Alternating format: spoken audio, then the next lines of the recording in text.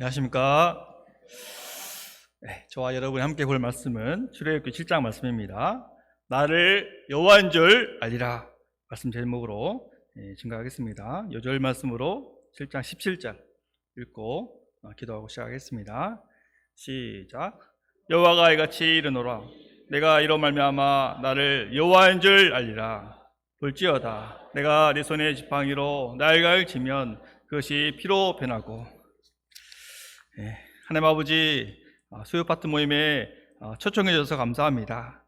과거 사탄의 굴레 아래 신음하던 저희들 위해 여자의 우선을 약속하시고 마침내 예수님을 보내주시고 십자가 보혈과 부활의 능력으로 저희를 생명의 세계로 인도해 주셔서 감사합니다. 이 시간 예배를 통해 이 사랑의 음성을 다시 한번 들려주시기를 기도합니다. 그리하여 신령과 진정으로 하나님께 예배드리기를 기도합니다. 예수 이름으로 기도합니다. 아멘. 모세는 하나님을 대신하여 바로에게 내 백성을 보내라. 그들이 나를 섬길 것이라. 이렇게 전했습니다. 그러나 바로는 여호와가 누구이기에 그들을 보내리요? 나는 그를 알지 못하노라. 그들을 보내지 않겠노라 하였습니다. 하나님은 여호와를 알지 못하는 바로에게 열 재앙을 통해 여호와 이름을 똑똑히 알려주었습니다. 또한 이스라엘도 여호와를 알게 되었습니다.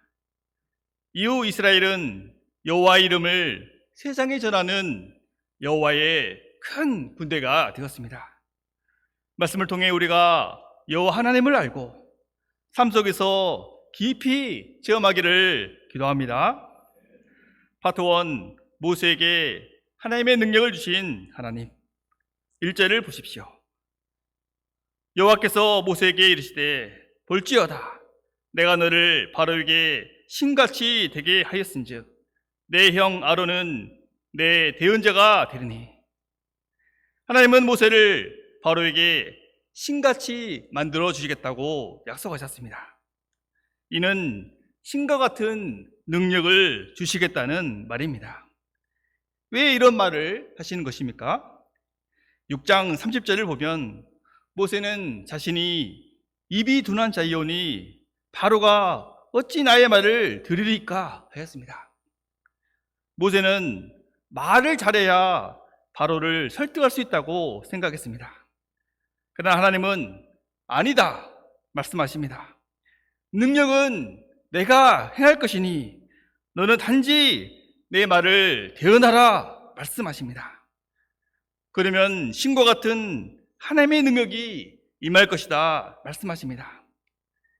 하나님의 나라는 말에 있지 않습니다.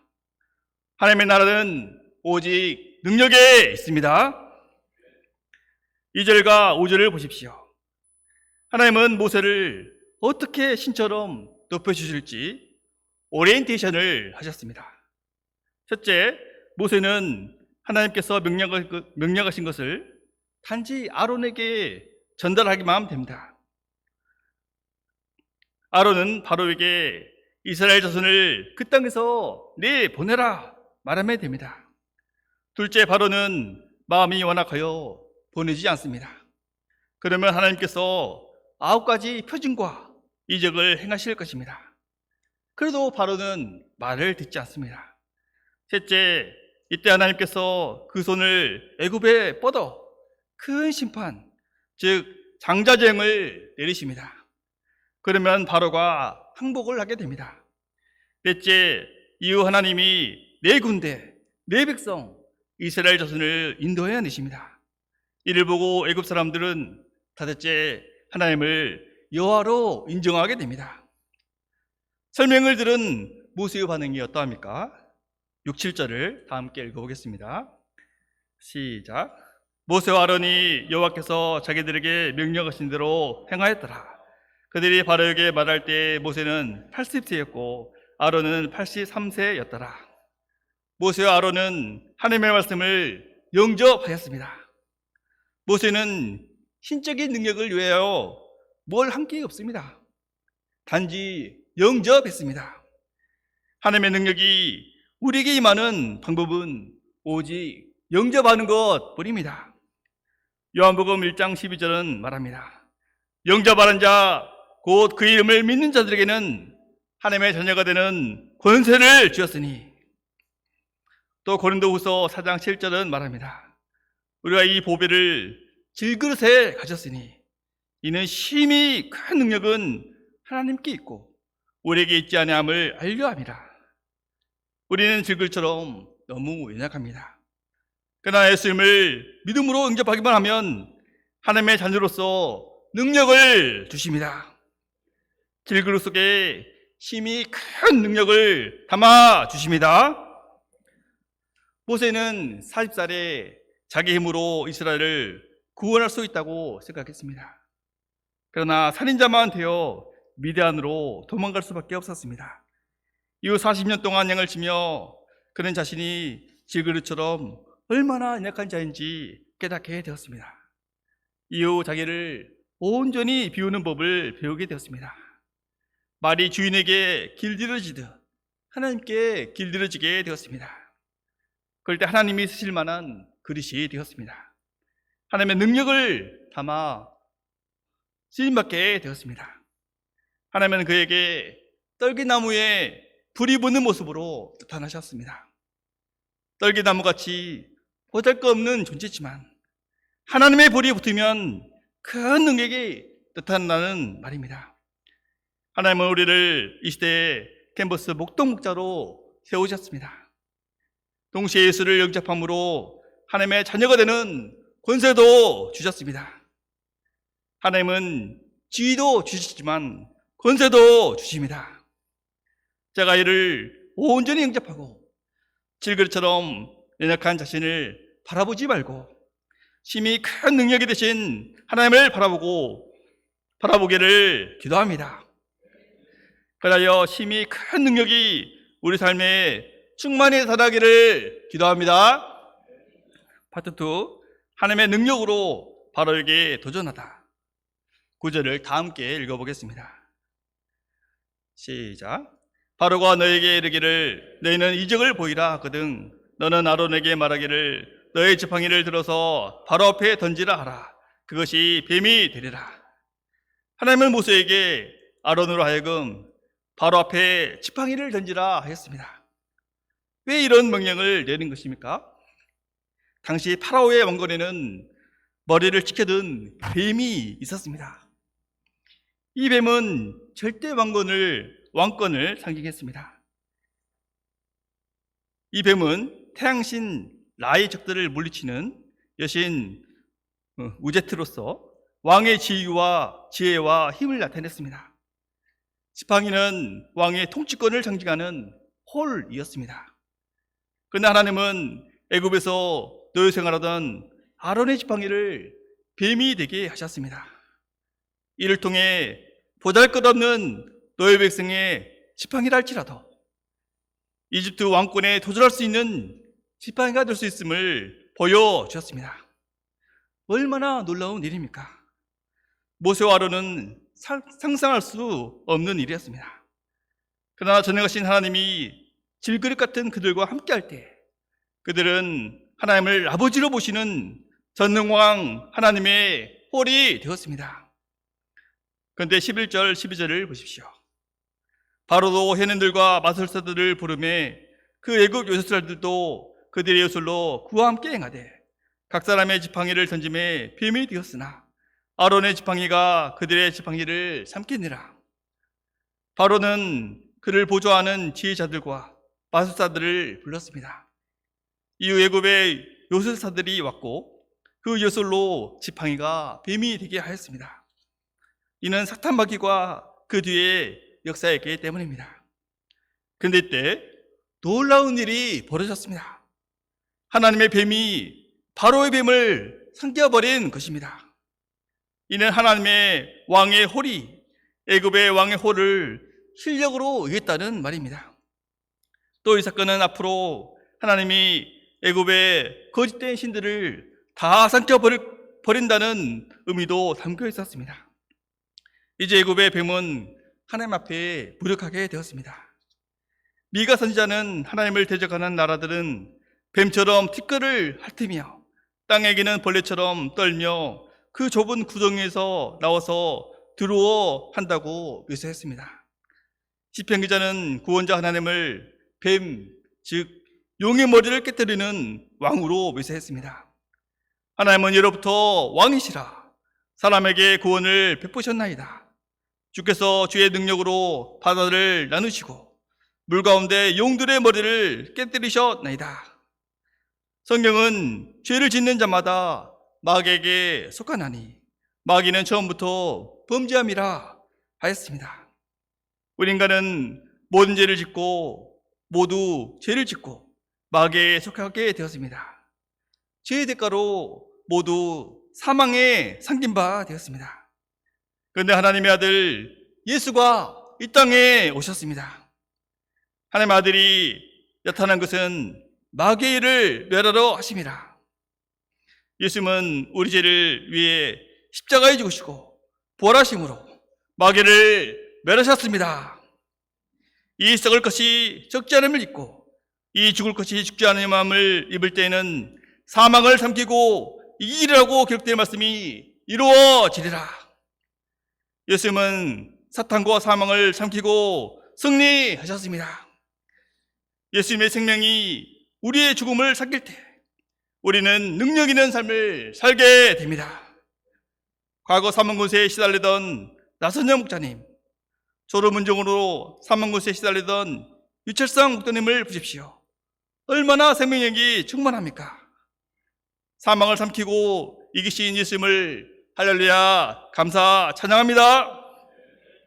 셋째, 첫 번째 피재앙. 바로는 이적을 보고도 하나님의 말씀을 듣지 않았습니다. 왕강이 백성 보내기를 거절했습니다. 하나님은 좋은 말에도 듣지 않자 이번에는 내가 누군지 알아? 나 여호와야 하며 그 능력을 보여주고자 하셨습니다. 우리 15절에서 19절을 다 함께 읽어보겠습니다. 아침에 너는 바로에게로 가라. 보라, 그가 물이 있는 곳으로 나오리니 너는 나일 강가에 서서 그를 맞으며 그 부임되었던 지팡이를 손에 잡고 그에게 이르기를 히브리 사람의 하나님 여호와께서 나를 왕에게 보내어 이르시되 내 백성을 보내라. 그러면 그들이 광야에서 나를 섬길 것이라 하였으나 이제까지 듣지 아니하는도다. 여호와가 이같이 이르노니 내가 이로 말미암아 나를 여호와인 줄 알리라. 볼지어다 내가 내 손에 지팡이로 나일강을 치면 그것이 피로 변하고 나일강의 고기가 죽고 그 물에서는 악취가 나리니 애굽 사람들이 그 강 물 마시기를 싫어하리라 하라. 여호와께서 또 모세에게 이르시되 아론에게 명령하시를 내 지팡이를 잡고 내 팔을 애굽의 물들과 강들과 운하와 목과 모든 호수 위에 내밀라 하라. 그것들이 피가 되리니 애굽 온 땅과 남은 그릇과 돌 그릇 안에 모두 피가 있으리라. 하나님은 바로가 아침 일찍 나일강에서 나올 것을 아셨습니다. 당시 애굽 왕은 아침마다 나일강에 갔다고 합니다. 나일강에서 나일신 하피에게 제사를 드렸다고 합니다. 나일강이 주기적으로 범람하여 땅을 비옥하게 하고 풍성한 곡식을 주시도록 기도한 것입니다. 그러나 하나님은 모세와 아론에게 하나님의 홀인 지팡이로 나일강을 치라고 명령하십니다. 이를 통해 여호와의 영광을 나타내라고 하십니다. 하나님의 명령에 따라 아론은 지팡이를 들어 애굽의 물들과 강들과 운하와 목과 모든 호수 위에 내밀었습니다. 그러자 애굽의 온 땅과 나무 그릇과 돌 그릇 안에 모두 피가 되었습니다. 바로와 그 신하의 목전에서 지팡이를 들자 나일강이 피가 되고 고기가 죽고 그 물에서 악취가 났습니다. 이는 나일신에 대한 심판이었습니다. 이를 통해 나일신은 거짓이고 하나님만이 나일강을 주관하는 참 신임을 보여주었습니다. 오늘날 나일강은 무엇일까요? 홍수처럼 밀려오는 인터넷 지식과 과학 문명일 줄일 수 있습니다. 사람들은 인터넷 지식과 과학 문명이 우리를 먹여 살린다고 풍요를 준다고 생각합니다. 아는 것이 힘이다 생각하며 하루에 몇 시간씩 서핑을 합니다. 그러나 이러한 지식도 전기가 나가면 한순간에 사라집니다. 핵폭탄이 떨어지면 사라집니다. 그렇게 자랑하던 과학 문명도 얼마 전 코로나 바이러스가 터지자 길을 쓰지 못했습니다. 많은 사람이 죽어나갔습니다. 뒤늦게 백신을 만들었지만 후유증이 많습니다. 프레 목자님은 지금도 후각이 돌아오지 않습니다. 저희 이모는 장폐색으로 몇 년째 입원해 있습니다. 무엇보다 이러한 지식과 과학 문명은 우리의 죄와 죽음 문제를 해결해 주지 못합니다. 이령 박사는 인문학의 석학으로 유명하였습니다. 그는 하나님이 누구냐며 하나님을 멸시했습니다. 그러다 어느 날 딸의 실명의 위기가 왔습니다. 그런데 그의 지식으로 아무것도 할 수 없었습니다. 그는 하나님 앞에 무릎을 꿇고 살려주시면 하나님을 믿겠다 하였습니다. 그러나 하나님이 기적적으로 딸의 눈을 고쳐주었습니다. 이후 그는 하나님께 돌아왔습니다. 지성에서 영성으로 책을 통해 하나님을 아는 지식이 가장 고상함을 간증하였습니다. 우리를 먹여 살리는 지식은 여호와를 아는 지식입니다. 과거 저도 하나님을 잘 알지 못했습니다. 어릴 적 저는 부모를 따라 조상신과 부처를 섬겼습니다. 명절이나 제사 때마다 출입문, 부엌, 외양간에 제사밥을 차리는 어머니가 생각납니다. 왜 차렸는지 귀신에게 제사를 드린 거죠. 근데 어느 날 증조 할아버지, 할머니가 같은 날에 돌아가셨습니다. 큰형이 죽고 둘째 형이 죽고 말았습니다. 무당을 불러 구슬을 했던 것이 생각이 납니다. 그런데 어머니가 한 전도사의 전도로 예수님을 믿게 되었습니다. 이것이 저희 가정의 복음의 시작이었습니다. 어머니 전도로 형과 두 누나가 믿게 되었습니다. 그러나 저는 하나님을 믿지 않았습니다. 하나님이 살아계신다면 왜 나를 이런 집안에 태어나게 하셨는지, 불공평한 신은 신이 아니다, 신은 없어 단정하였습니다. 그런데 아버지께 폐륜을 저지르고 수능과 재수를 실패하고 말았습니다. 이후 자살까지 생각하였습니다. 그런데 UF 한 선배의 전도로 성경 공부에 초청을 받았습니다. 하나님은 창조주고 아담의 범죄로 사망이 들어왔고 구원자를 약속하셨다는 말씀을 듣게 되었습니다. 마침내 신이 인간의 몸을 입고 오셨고 우리 죄를 위해 죽으시고 부활하셔서 죄와 죽음 문제를 해결하셨다는 것을 듣게 되었습니다. 저는 이게 진짜인지 성경을 따지듯이 정독하였습니다. 그러다 어느 날 변화산에서 예수님이 모세와 엘리야와 대화하는 장면, 하나님의 제자들에게 하신 말씀, 너희는 그의 말을 들으라 말씀이 심령에 강력히 역사하였습니다.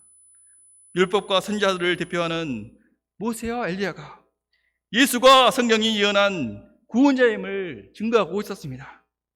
또 하나님도 그가 구원자임을 증거하였습니다. 저는 이게 믿어졌습니다. 와, 신기했습니다. 그리고 즉시 예수를 나의 구원자로 응접하게 되었습니다. 이후 저의 모든 죄와 방황이 끝나게 되었습니다. 저는 이 기쁨이 너무나 충만해서 이름을 모세로 짓고 복원대를 전도하기 시작했습니다. 그러나 혈기 많은 모세가 실패하듯 4년 동안 빈 그물 뿐이었습니다. 이후 숨은 혈기와 정욕, 죄들을 다 회개하고 오직 십자가와 성령만 의지하는 법을 배우게 되었습니다. 온유를 배우게 되었습니다. 그러자 하나님과 동역이 되고 아내와 동역이 되고 동역자와 동역이 되었습니다. 결혼 역사가 이루어지고 제 아들이 붙기 시작했습니다. 아버지를 위해 7년 동안 기도하고 도전할 때 예배 나오는 기적이 이루어졌습니다.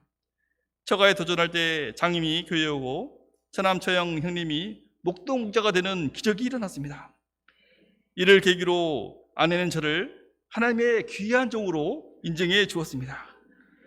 그동안 무시했거든요. 말이 어눌하고 인격이 성숙하지 못해 나는 목자감이 아니다 생각하던 저였습니다. 그런데 하나님은 말이 아니라 능력으로 하나님의 나라를 이루어 주셨습니다. 모세처럼 아무리 두려워도 탄손이 전할 때 하나님께서 일하시고 능력을 베풀어 주셨습니다. 현재 저는 바로에게 찾아가는 모세처럼 세례를 받은 후 예배에 오지 않은 정광진 채돈 형제를 매주 신방하고 있습니다. 이들 가운데 선한 일을 시작하신 예수님께서 반드시 승리를 주실 것을 믿습니다. 지금은 중간고사 기간입니다. 또 봄수학을 위해 기도하고 초청하고 있습니다. 하나님께서 우리에게 큰 승리를 주실 것을 믿습니다. 결론입니다. 오늘 말씀을 통해 하나님은 여호와는 자신이 여호와임을 드러내십니다. 여호와란 그 백성과의 언약을 신실히 지키시는 자란 뜻입니다. 16절에 보면 하나님은 히브리 사람의 하나님 여호와라고 하였습니다. 히브리란 강을 건너온 자란 뜻입니다. 하나님을 섬기기 위해 갈대의 우리를 떠나 유브라데 강을 건너온 아브라함의 자손을 칭하는 말입니다. 하나님은 그들에게 400년 뒤에 큰 민족을 이루고 가나안 땅으로 데려올 것이라고 약속하셨습니다. 또 아브라함의 씨를 통해 천하 만민이 구원을 얻을 것이라 약속하셨습니다. 여호와 하나님은 이 언약을 신실하게 이루어 주셨습니다. 또한 예수님을 통해 만민을 구원하고 계십니다. 이 사건을 통해 이스라엘은 여호와를 인격적으로 깊이 알게 되었습니다. 이제 그들은 여호와 이름을 온 세상에 전하는 여호와의 군대가 되었습니다. 우리도 나를 구원하시고 언약을 이루시는 여호와를 만났습니다. 우리가 이 여호와의 이름을 온 세상에 전하는 여호와의 군대가 되기를 간절히 기도합니다. 요절 말씀 17절 읽고 기도하고 마치겠습니다. 시작. 여호와가 이같이 이르노니 내가 이로 말미암아 나를 여호와인 줄 알리라. 볼지어다 내가 내 손에 지팡이로 나일강을 치면 그것이 피로 변하고